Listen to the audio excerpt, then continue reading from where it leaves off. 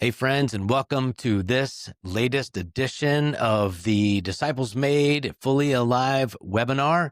Today, we're going to be talking about a fantastic conversation, accountability, something that you want more than anything ever. There's M&Ms, there's accountability. You would pick accountability every time. Actually, I know that's probably not true, but hopefully by the end of our time today, you'll see accountability in a very fresh and inspiring light that will actually be something that you engage all the way to a 360-degree support circle that helps you leave a legacy of disciple making. I'm going to introduce the other three Disciples Made coaches in a moment.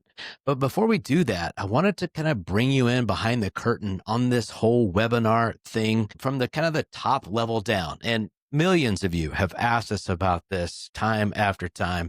So I finally going to just take the time to include it on the call. Millions and millions. So, we respond to this kind of thing. So we welcome your participation in that way. There's an annual rhythm to the topics that we bring about in this webinar. And January through August, those first 8 months are all on the major DNA elements of the ecosystem that makes up the fully alive way that Disciples Made uses. It starts with, focusing on character and then focusing on calling and how those are so critical to the process of becoming disciples, the disciple of the disciples. Obedience is greater than competence, clarifying and celebrating wins, how to optimize assimilation for disciple making, and all these other things, major elements. But as we start to turn the corner into these last 4 months, we're asking a bigger question. How can all of these elements of disciple making really be carried out for the longest and most effective lifetime possible? How do we secure a disciple making legacy? They're still practices, but they lean more toward perseverance and preservation. And here's why this is so critical. Too many leaders fail to last. Some of them blow up. And when they blow up, that junk goes over everybody. And it's painful, it's disillusioning, it's discouraging, and it creates pain and just crushes credibility on the name of Jesus and his church. And that's intolerable. It's insufferable. It should never happen. And it wouldn't have happened if there wasn't strong, meaningful, helpful, proactive accountability. There's also people that just burn out. They don't have that proper support. They get themselves in trouble, or even if they don't get themselves in trouble, they get themselves so burned out and flamed out that they don't last. We need every person called by God to persevere in their masterpiece mission so that they and everyone around them thrives. We've already introduced the topic. Let's talk about these coaches. Coaches, these folks know you. Just quickly, name, where are you at? And then let's have a little bit of fun. What do you believe is the all-time greatest movie? So Jason, let's start with you. Yeah.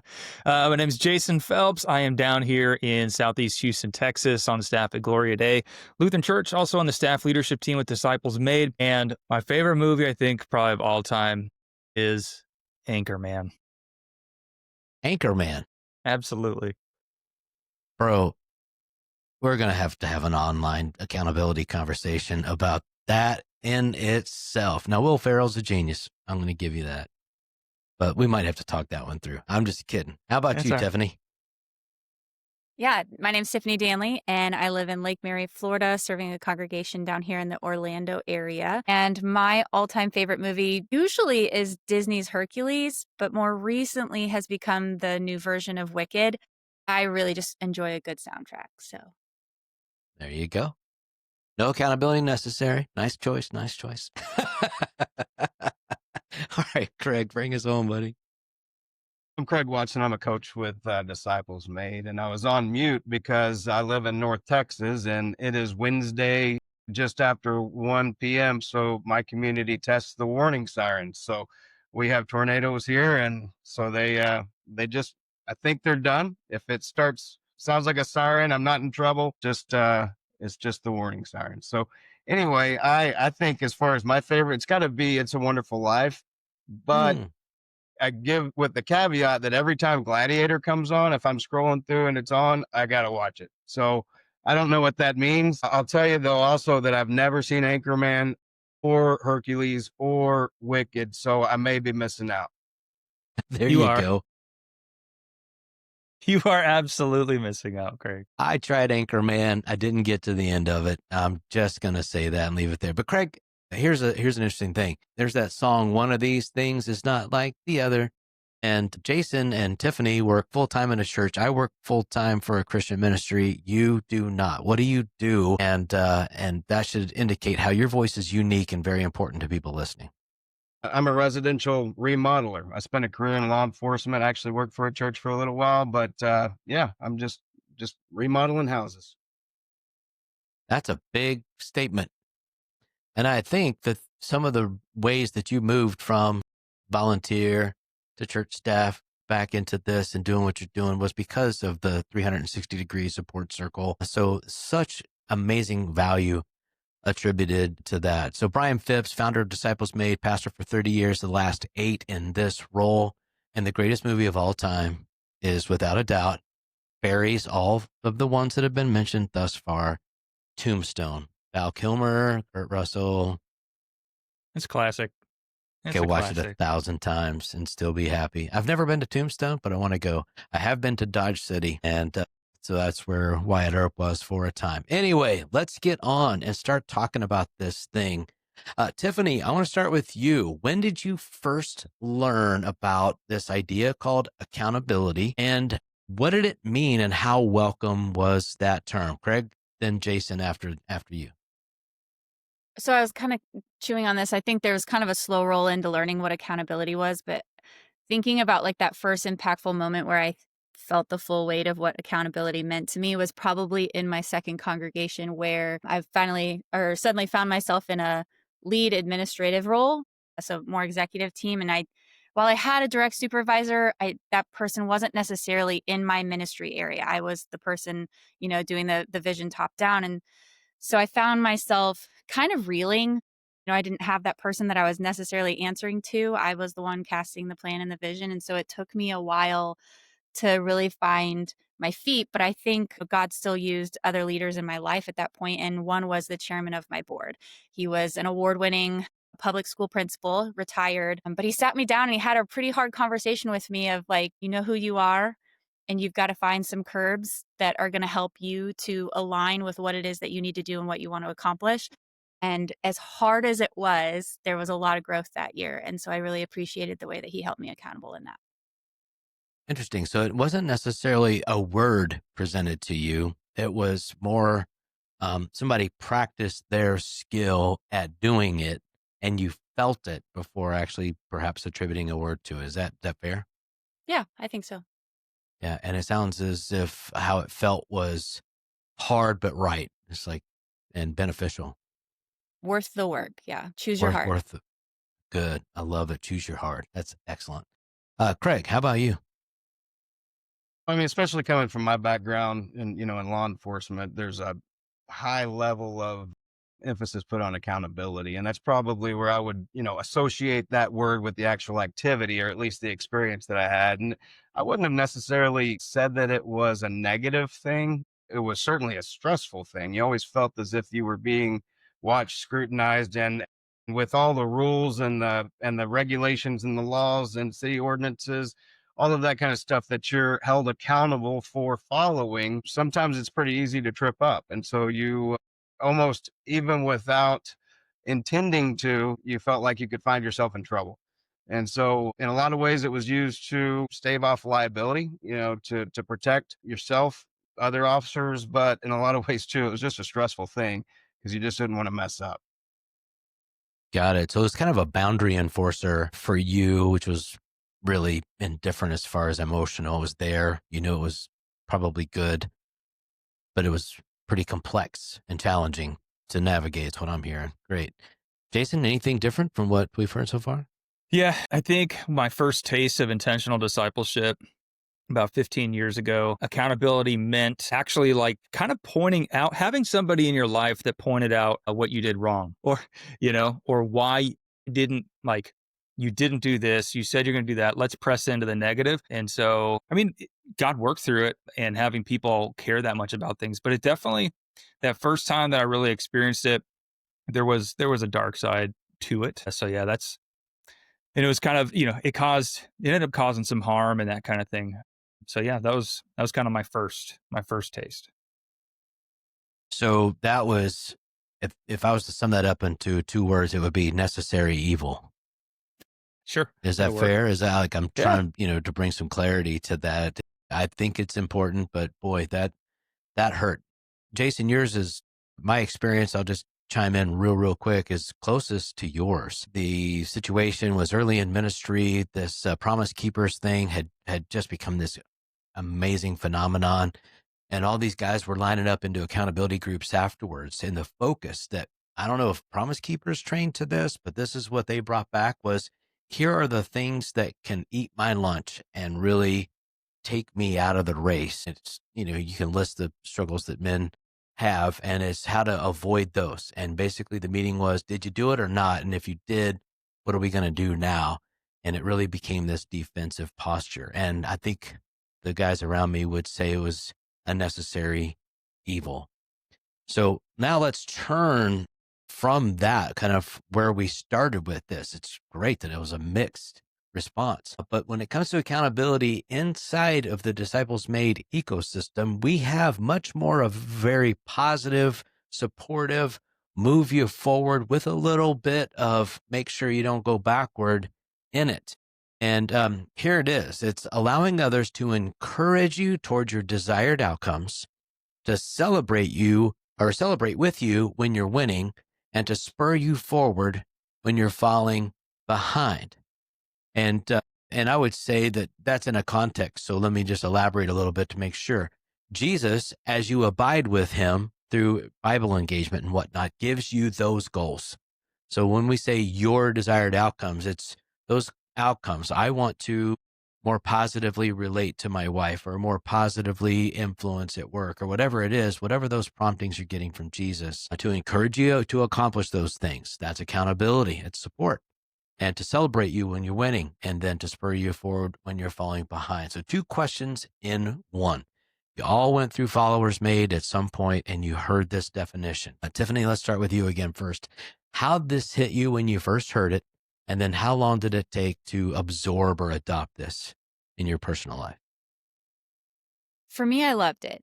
I think one of my strengths is I value input and I value teams. So I really see this as an opportunity for that, for myself, but also then to contribute that to others, almost like a love language, I guess you could say. But I did love it, but I do think it took me a few years to really fully grow in that and to understand the impact in both directions, in me being that for somebody else and somebody else being that for me. Good. Okay. Craig, moving around again. Yeah, I mean, it was, a very different take on accountability from what I described earlier, and my first kind of real experience with that end of it, because previously it was more about identifying or preventing bad things, but like our definition is more about promoting good things, and of course encouraging. Who didn't like to be encouraged, right? Especially whenever Jesus has given us some goals, and then when we ask somebody else into that to help us achieve those goals, that feels good. So I mean, it felt much better instead of being something that was restrictive or stressful. It was something that was invited, and kind of like Tiffany, you were talking about. You want that feedback. You want to grow, so it's a good thing. And as far as as far as adopting it, I think I'm still adopting it. I think I'm still, trying to lean in harder and harder into that. And I don't know that I'll ever get there, but I've gotten better at it, and it takes practice and Excellent. Jason. Yeah.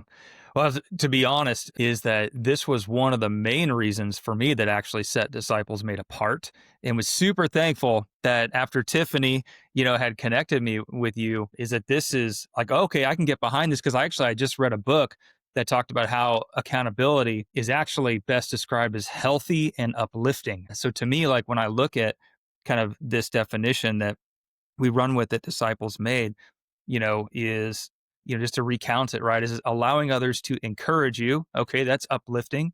It sounds healthy, right? And to celebrate with you. Okay, I like that. That's good to have like, guys and women beside me that are cheering me on and spurring me forward. And all of that to me is, yeah, that's healthy and uplifting. So, unlike your and I's past experiences with accountability, this really flips it on its head, that it helps me become the best Jason that I can be as I step in obedience to Jesus into this fully alive life. And so this is healthy and uplifting and a total change of posture.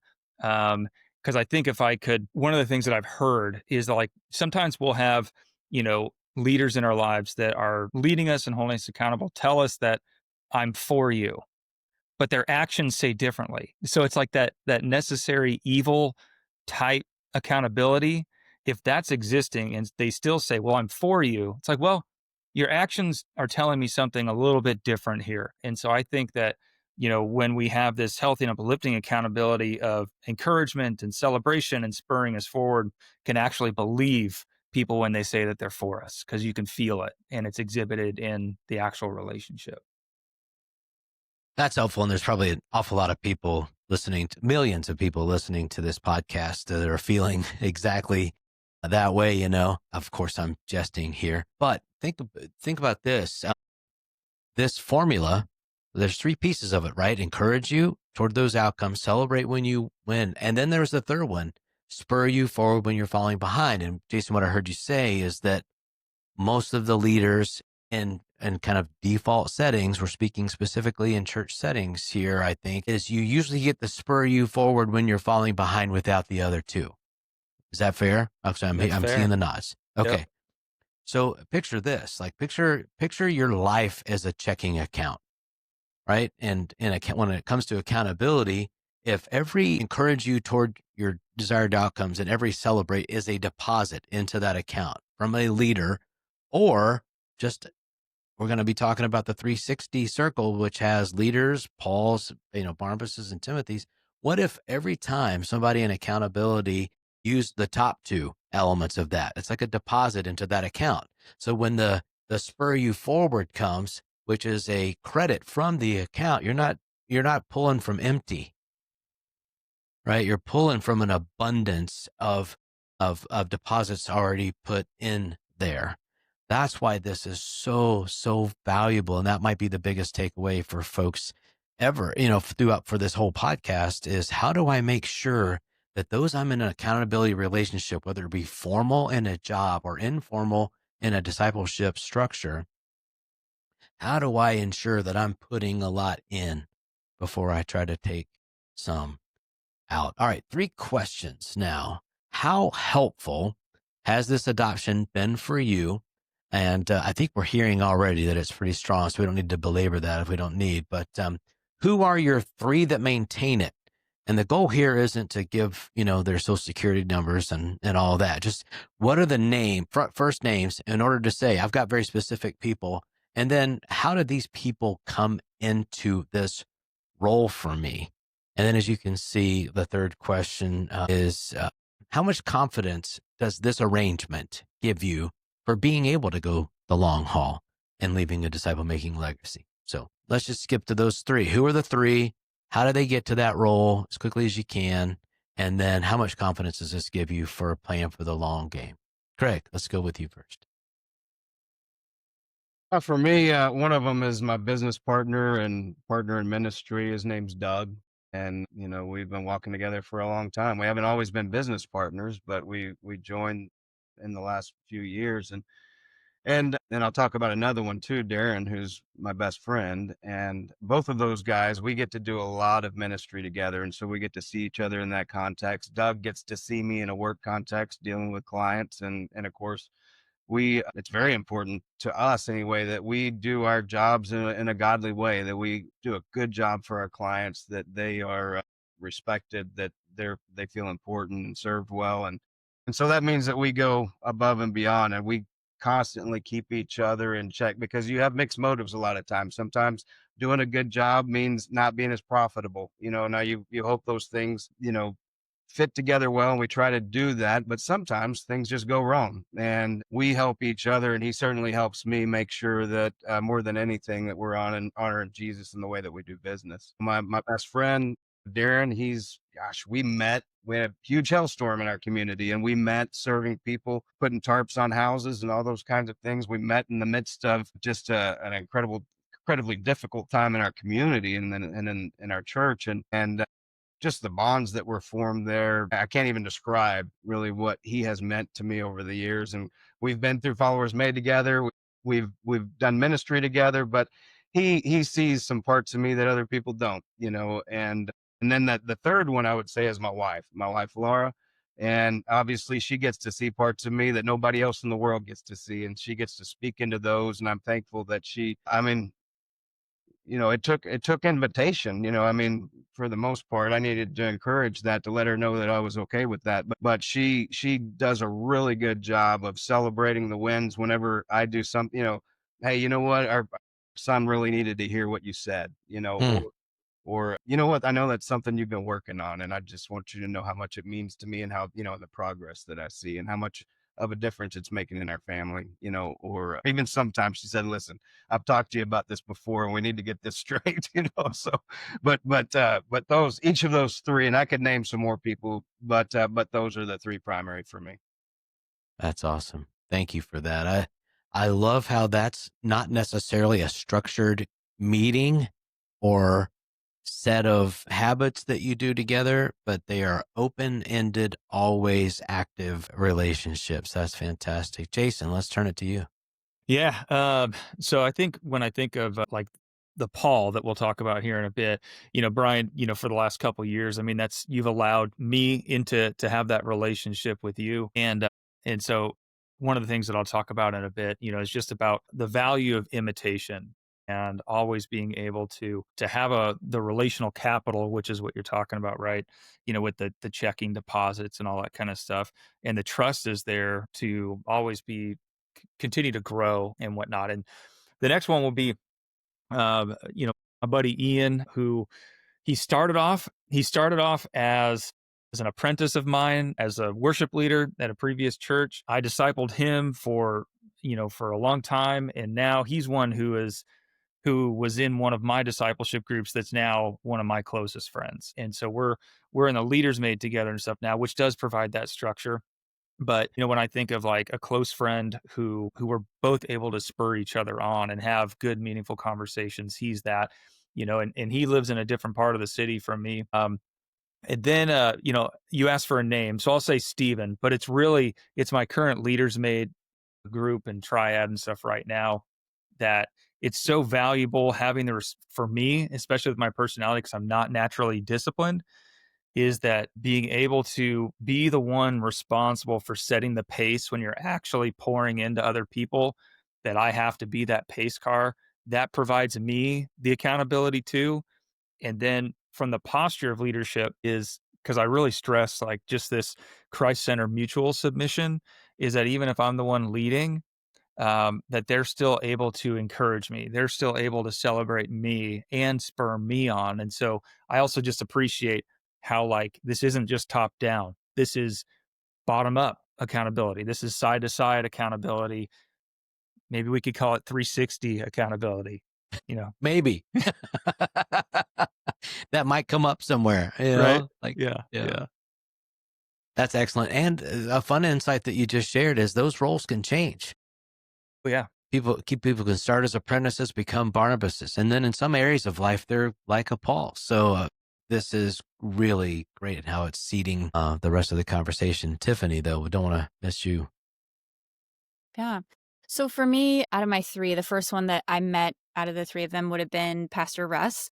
And it was coming into my role previous to this one. And he was my direct supervisor, took a chance on a preschool director that decided she was interested in discipleship. And to be honest, God had been leading me that direction, but I kind of had I might need to fake it till I make it kind of mindset. But he really stepped into the role of challenging me, recognizing how I operated, and then clearing the way and allowing me to grow and connecting me in the right spaces. One would be with you, and Disciples Made.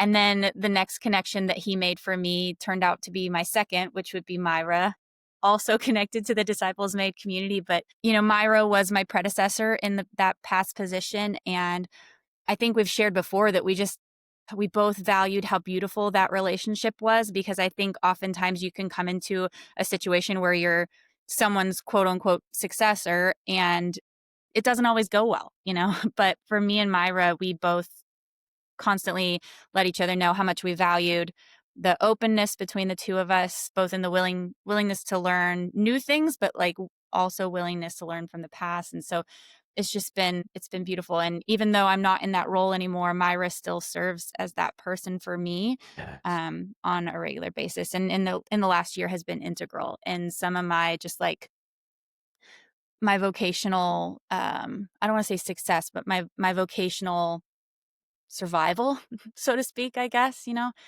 And then the last one would also be I do have friends outside of Disciples Made, but my last one would be Chelsea. And Chelsea's also on the team here at Disciples Made, but I met her long before Disciples Made was part of our lives. And she was originally someone that I had, quote unquote, hired to be my in-home daycare provider for my youngest.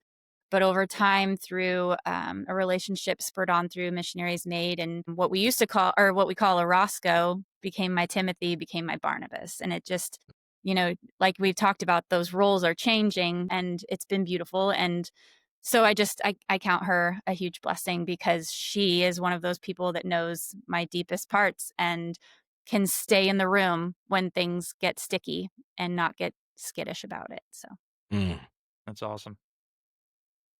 that's a mic drop moment.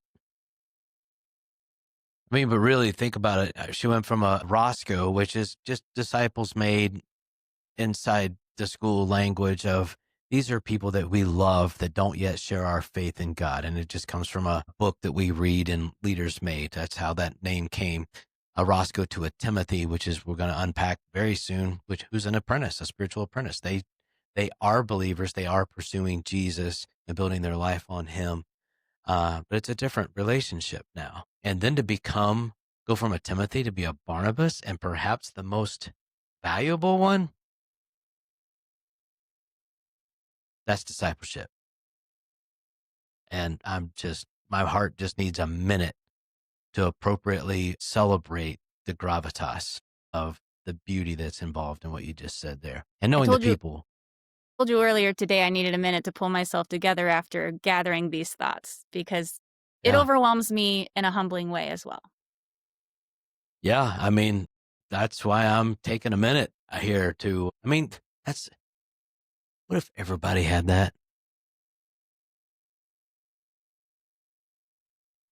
All right. Man up, Ryan. Let's keep going. It'd be a great thing. Right?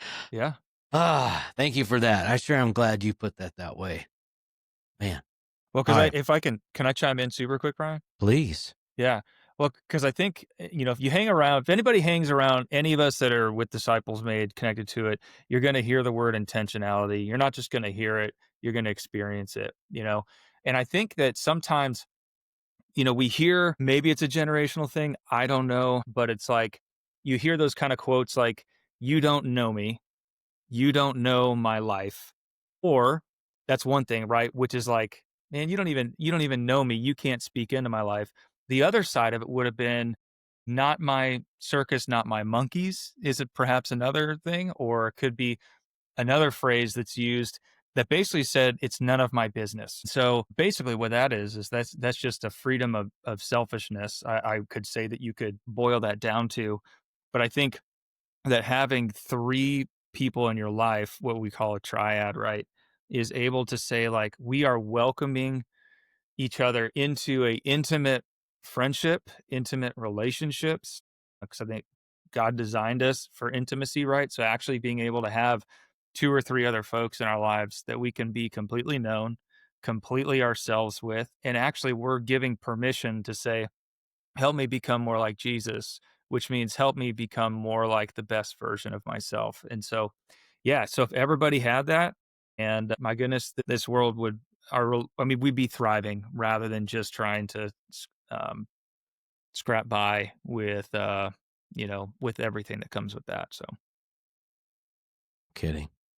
I'm going to jump in there real quick too, because Tiffany, what you described is beautiful, but it's also not an anomaly. I mean, within the disciples made, environments. I mean, the people that I described that speak into my life, I've gone through leaders made with them. I've gone through followers made with even my wife. We went through a couple's followers made together, and she had been through them before. She had been through one with the just ladies, but each one of those guys, we are involved in each other's life. And I wouldn't say that disciples made and a followers made or a leaders made with Doug, that didn't start our relationship, but oh my goodness, did it just bring richness and value to it. So Yeah. that's not a rarity. What you're describing, it has been more common than not as I've gone through these experiences with different people, that they've moved up from a Timothy to a Barnabas and to just a dear friend and co-laborer. So I just wanted to make that point. Yep. That's so good. And it really does beg me to kind of go off script. I'm assuming most people know that we've got an outline that we all look at before coming on here, so we make a measure of sense. But we're going to go off that for a minute here and just talk a little bit of behind the curtain about the nature of our IDEs, intentional disciple making environments, like followers made, leaders made, missionaries made, since they've been referenced. These are not book studies. These are life reorientation boot camps. That is a better way to describe them. And part of the structure, like some people look at followers made and think, that's just way too much structure. That's just way too much control. That's way too much work, whatever it is. It's like, well, what we want to do is to help you establish life rhythms that you may have looked at for 20 or 30 years and said, I need to start that someday. But we actually put you in a group of people who are committed to starting those and being successful in those. And as you can tell from these stories, who are actually reaping the benefit of healthy accountability at the 3-person level inside of a 12-person level. So if you were to pull the curtain back and see the intentionality from the leadership perspective, Followers Made is a 6-month experience that forces you, as long as you continue to make those your goals, forces you into those rhythms that produce these kind of outcomes. So if you are saying, well, it might not be an anomaly for you, but it sure sounds like an anomaly to me, it's only because you're on the pre-side of engaging some of these things than post. And so the invitation is to come and to check it out and to follow the plan. It's way more than a book study. And fight. In fact, I'd pull a Val Kilmer from Tombstone out if you said it was. I mean, it's not. It's a different animal. It's a different game. So anything y'all want to add to that? Just, it felt like that was appropriate to share. Yeah, I'm about just about 8 months into the Leaders Made that I've been leading. And so we're wrapping up kind of with the final month. And, like anything, right? Any new group, there's always a warm-up time, and it takes, maybe a couple months and stuff. But like, because all these environments like Leaders Made are fueled, by habits, intentional habits, is like, I'm in conversation with 3 other guys nearly daily. We're talking about, what Jesus is teaching us and what we're going to do about it. And then also eventually too, then it's just like, yeah, this is where I'm struggling. I've gotten the opportunity to make hospital visits when a dad was, my buddy's dad passed away. And then, there's just, because of the rhythms, the intentionality, the habits, the smaller space for vulnerability, it's like a fast track to close, vulnerable relationships. Maybe that's just the way that I could boil it down. It's because of how intentional it is, it fast tracks all that is good. Yeah. It trains you how to do it in a practicum type environment. That, as Craig articulated it with his story with Doug. And you take all those practices from the practicum and you put them in real relationships when the practicum's over, and those become lifelong processes. All right, let's turn the corner. Not to minimize the rest of your valuable input that would come, but really this next section is taking accountability to an exponential level of value. And we're going to start to talk about accountability and support with this 360-degree support circle. We actually have an entire course. It's an Explorer level course that answers the question, who do I need on the journey? And so we come at it from this idea that it takes a village. Like none of us can do this on our own. But what's that village? How do we describe it? In other words, what are the 3 levels of accountability that are available, modeled in the scriptures for us that we can engage in? And so far, we've only talked about the people at our flanks, our peers. The biblical example of that would be Barnabas, who was a friend, a peer. I mean, Barnabas means son of encouragement. They're the people that walk alongside of you that you can relate to, that are at your stage of life or your level of spiritual formation. They really are arm in arm folks. But there's also mentors. Example was Paul, and Jason, you alluded to this earlier. Paul was a mentor to Timothy, and Timothy was an apprentice of Paul. So Paul, Barnabas, and Timothy's. So Jason, tell us just a little bit. You started to allude to this already, but a little bit about the role that Paul's or mentors play in our lives as far as accountability and setting us up for long-term success. I did more than allude to it. I pretty much took us there earlier mistakenly. Yeah. But yeah, I mean, I think I brought up the word imitation earlier because because really for you, Brian, in this season is that, I am continually like today's a great example because you gave me a break from facilitating and hosting this webinar. And I'm not just participating in it. I'm paying attention to how you're leading it. How are you asking the questions? How are you engaging? What are you doing? And then when, also for the cohorts that we co-lead together, I'm always watching, that sounds kind of creepy, but Jason's always watching. I don't look like that, but that was me. Yeah. You reminded me of the Simpsons character. What's his name? That he's probably always, he's always got a finger in his leg. He's the kid who always gets picked on the bus. Whatever. I never saw the Simpsons. Sorry. No Anchorman, no Simpsons. What, man? That's okay, Brian. Is it Nelson? I was more. It is Nelson. Thank you, Tiffany. See, Tiffany There's and I our are tracking. reprobate. There's our reprobate. Yeah. So it is that when I think of the importance, right, of having someone who's gone before me, it gives me something to model after. It helps me. Where do I need to grow? What in somebody to walk alongside me who's ahead of me, who's gone before. And I think that's really what it comes down to is who's gone before me that I can trust as I do the same for others. So definitely. That makes a lot of sense. Just one thing of insight that I'd love to share is that oftentimes we need mentors for different things. There's maybe financial mentors that need to help me with my financial decisions, health mentors. And, sometimes my spiritual mentors are not very good mentors for health or finance, right? But so we need others. And so it's very important to not just have one, but have a couple that you look up to in different ways to help you in those different roles in your life. Because as one of the stories alluded to earlier, a crisis is not far off.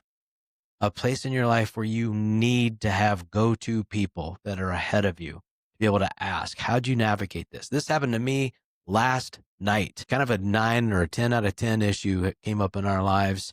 And I cannot imagine not having an established Paul who would drop everything that he had going on in his life to be able to take a call with me and help me figure out how to navigate life going forward. So big. Craig, let's turn now toward Timothy's, or the role that apprentices play in our lives as far as accountability and setting us up for that long-term success.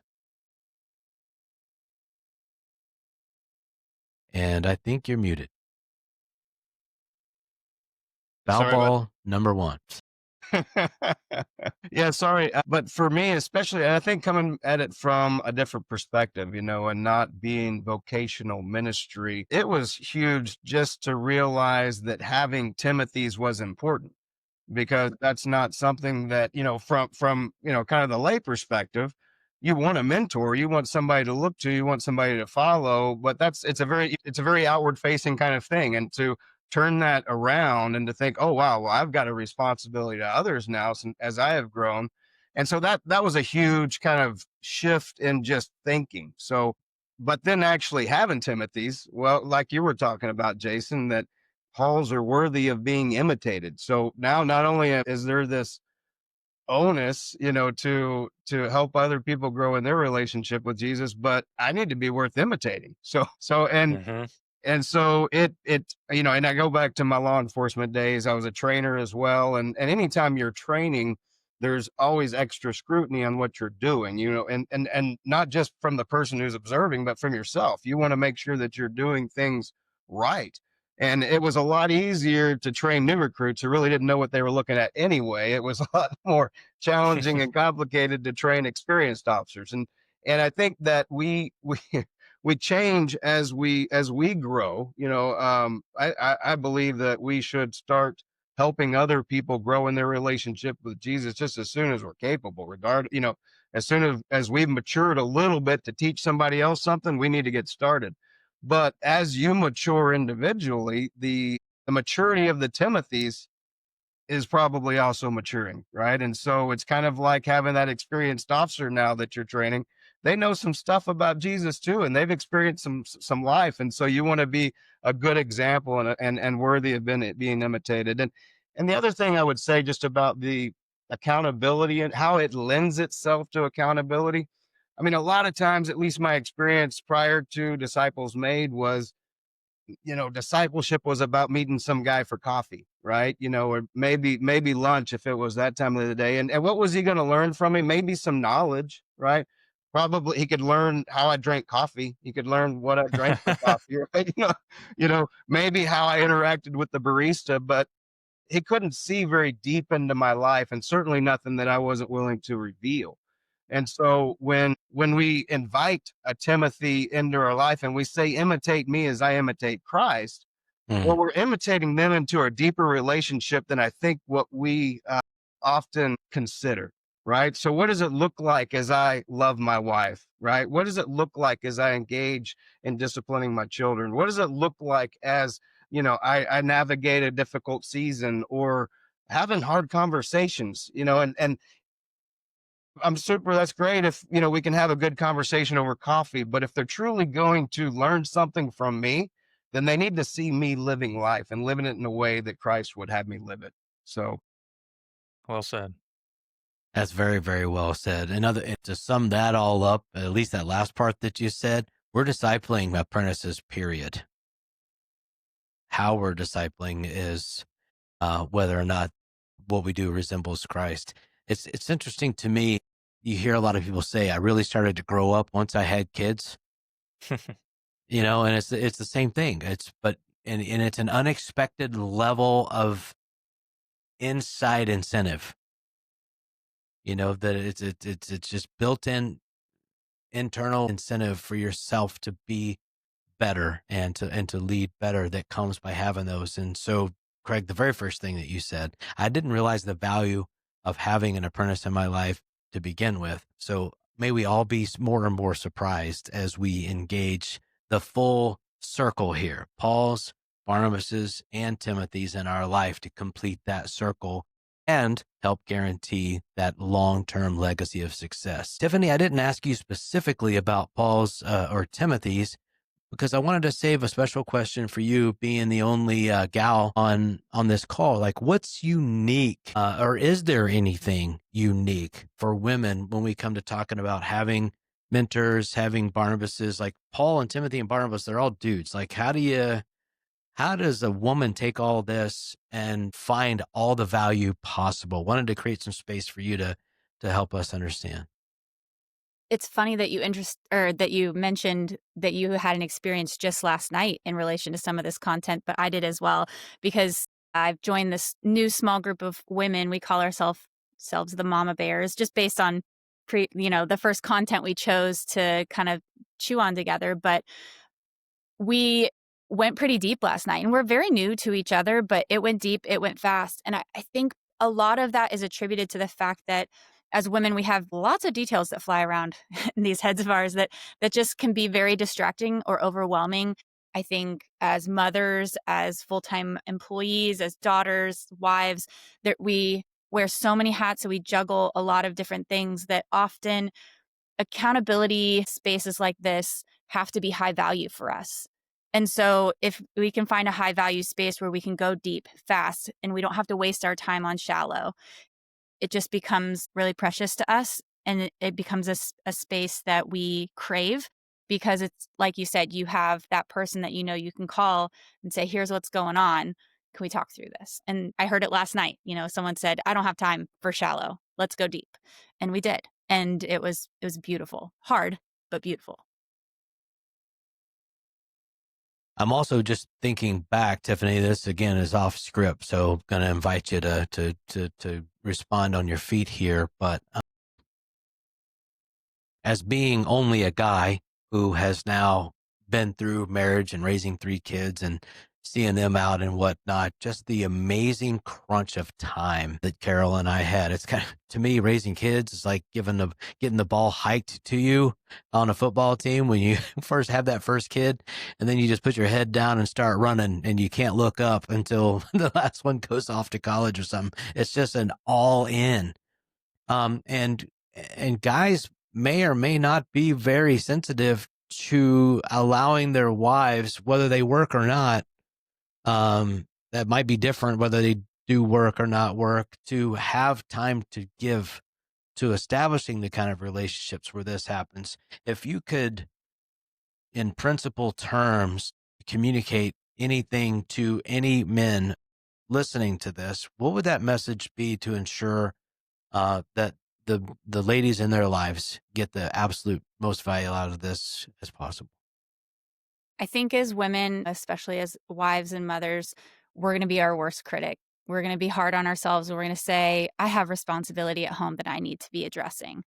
But for me last night, we actually spent quite a large chunk of time together with these women last night, but it was uninterrupted. There wasn't a text message on the phone. Hey, where do I find this? Or, hey, when do you think you're going to be home? Or, hey, we forgot we have, our daughter has cheer practice tomorrow. We can't find her shoes. Like, those interruptions didn't happen. And I was able to be fully present, which was so rewarding for me that I came home with a full bucket, ready to be a part of my family again, because my bucket had been filled and I was ready to pour into others.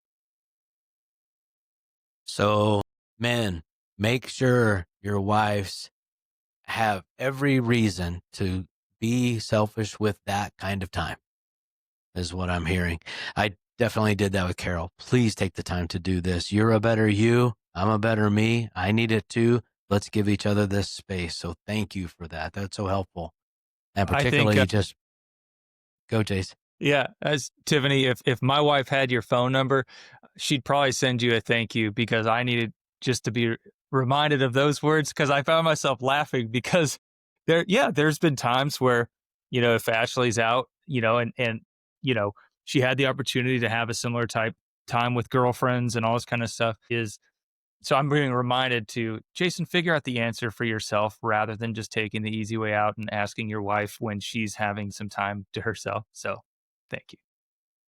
It's hard to find, but You're it has welcome, to happen. Ashley. You're welcome, Ashley. Exactly. Okay, we are running short on time. I don't know how these conversations, they it feels like we're 10 minutes into this, but somehow we're 49 and 50. Let's go back to address the corrective part, the spur one another on. Like, that's the hardest one to get to. We've already kind of given ourselves the insight that if you put a lot of deposits in, it's easier to do that. But let's give people an example or two. Not everybody needs to do this, but if you've got a powerful story of when someone who had put the credits in, put the deposits in, took a credit out and corrected you, how that was done well and what was unique about that approach to make it successful for you. I can jump in. So I was in my mid 20s, I was making a lot of dumb choices. So I was in a discipleship group, and my pastor at the time, who was probably my closest friend, it was in the middle of our huddle time together. And I needed to hear some hard truth. And the words that came out of his mouth was, Jason, I don't care if you like me right now, but because I love you, you need to hear this. What you do with this, that's on you, but I love you too much not to tell you this. And so he was willing to give me hard truth that even if it led to the severance of a relationship, he cared about me enough to speak those words. And it was monumental. It was pivotal. And I'm not the same guy that I was in my mid-20s. So There's probably 4 principles we could pull out of that. yeah. Really, though, I love you enough to risk my perceived value and level of intimacy with you, which is of value. That's big. Mm-hmm. It was in the group, not outside of the group. That's interesting. Yeah, it was in the group. Yeah. So there must have been permission given to that within the group. Otherwise, I would have probably gone the way of thinking that was more foul ball than in fair territory. Well, there could have been a hint of the necessary evil within that too. Just I see. Going back, but hey, none of us do it perfectly, and God was still able to use that for my growth and benefits. Makes sense. Yeah. The guy that I actually went to last night to help me in this personal situation is also the guy that corrected me the most effectively. His name is Dan, and he did it privately. He did it the next day. He wanted to make sure that his disappointment in me was over before his correction of me started. And he was very gentle to say, do you remember when you said this? It's like, yeah, he said, this is the way I took it. And if you didn't see the way that it affected your wife in her face and in her countenance, then you need to know what I saw. And just his gentle approach and his inviting me in to see what happened from a perspective that wasn't mine to own. It was mine to own, but I didn't own it that night. Left me with the weight of the brokenness of what I did, not an accusation. And it just helped me to see it. And I was crushed, and I thanked him profusely, and it went right to my wife, and I've worked to make that better. Anybody else have a quick one before we take off? If you don't mind. Please. So mine is actually an example from you. I'm sure all of us, it can claim you as part of our 360, but, recently I was working through some conflict resolution, and I had called you because I was so convicted in what it was that I thought God was calling me to do in this conflict resolution that I told you I was going to avoid talking to another person in my 360 because I was afraid they'd talk me out of it. And you told me to slow down and that maybe I needed to listen to that person. And so I did make that phone call, and it definitely changed the course of that whole situation. And I'm really grateful for that because I think I got ahead of myself and I could have done a lot of damage. Even though my intent was to not do further damage, to repair damage, I was going to do further damage without, giving God time to work in my heart, but also in the hearts of those that I was working through resolution with. So thank you for that.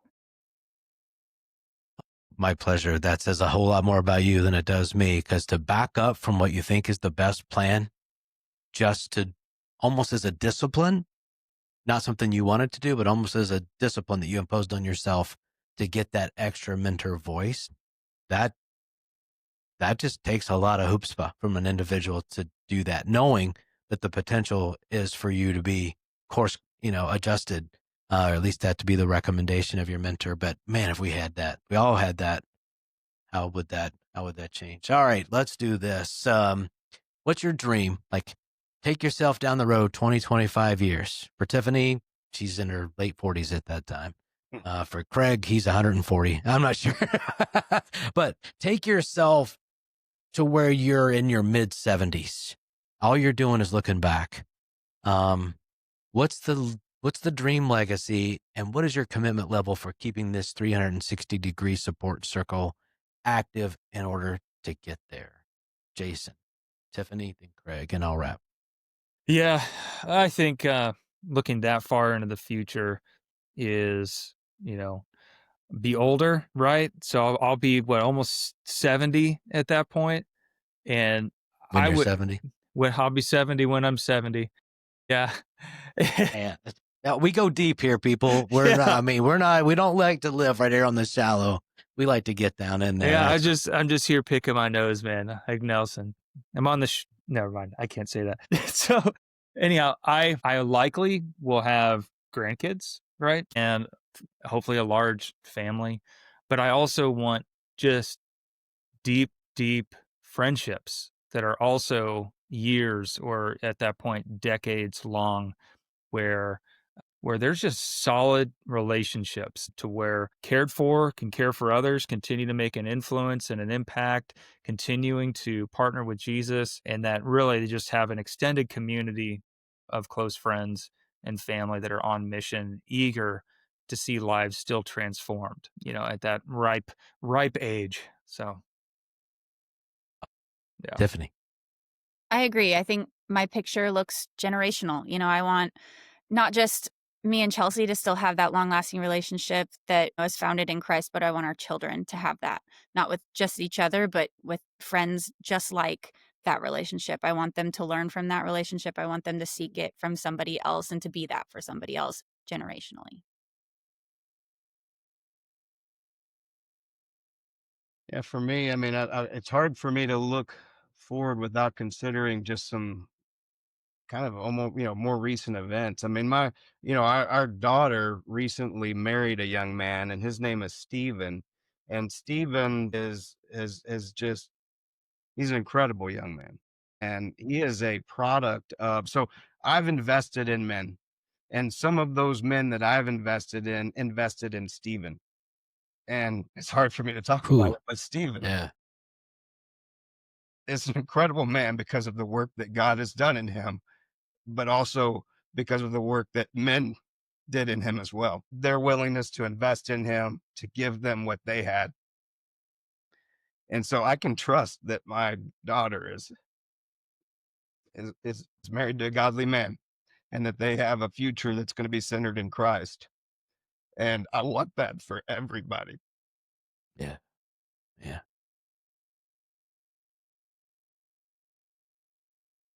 I'm trying to figure out how a streamed conversation about accountability has landed in tears a couple different times. Maybe it's important. Maybe it's valuable.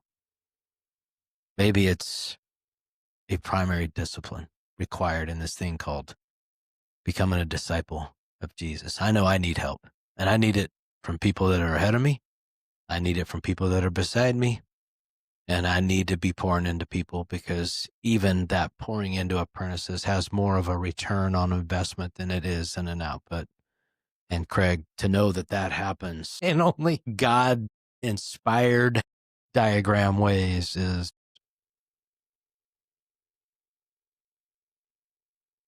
that's he works beyond you. So real quick, God works in you, he works through you, and then he works beyond you. That's the mysterious part. And you just described that just so powerfully and so beautifully. I think we're all pretty radically committed to the 360 circle. And we got a lot to figure out. I don't know how to be, I'm 58. I don't know how to be 59 yet. I'll find that out next year, and I'll figure out how it's different as the mentors ahead of me continue to move on, graduate to heaven with Jesus. And that list starts to change. It's like, this is a long time process, but hope you've seen the value of that. Again, if you want to deep dive into this idea of developing your 360 support, it's interesting. It's in an Explorer level course, which just goes to show Explorer level courses aren't just for those trying to figure out whether Jesus is worth following. Some of us need to go back and learn what it was about from the very beginning. Who do I need on the journey? Jason, are we good to put a link to that in show notes? Is that possible? Absolutely. Am I saying the right thing there? Good. Absolutely.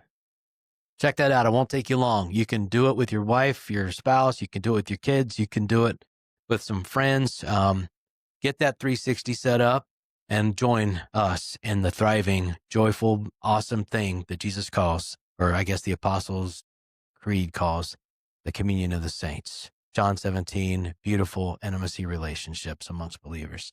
We love you. Thanks for joining us on the call today.